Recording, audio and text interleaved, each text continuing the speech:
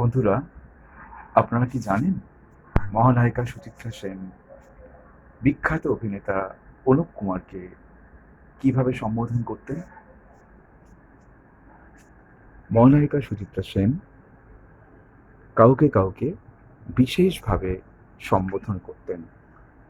যেমন জহুর রায়কেও বিশেষভাবে সম্বোধন করতেন তার মতো করে। সেটা না হয় পরে বলবো কোনোদিন।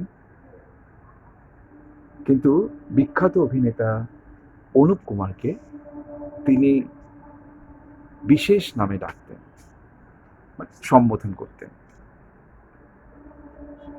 ভালো ছেলে, হ্যাঁ, ভালো ছেলে,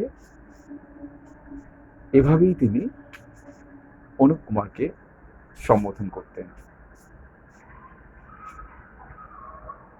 কেন? আসলে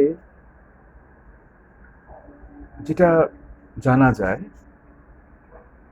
দেখুন, আমি তো আর তাকে এই সমস্ত আলোচনা করতে শুনিনি, কিন্তু কেউ বলেন বা কেউ কেউ বলেন মহানায়িকা নাকি কখনো কখনো আদি রসাত্মক কথাও কিছু কাছের মানুষদের মধ্যে আলোচনা করতেন, আর অনুপ কুমার খুব লজ্জা পেতেন।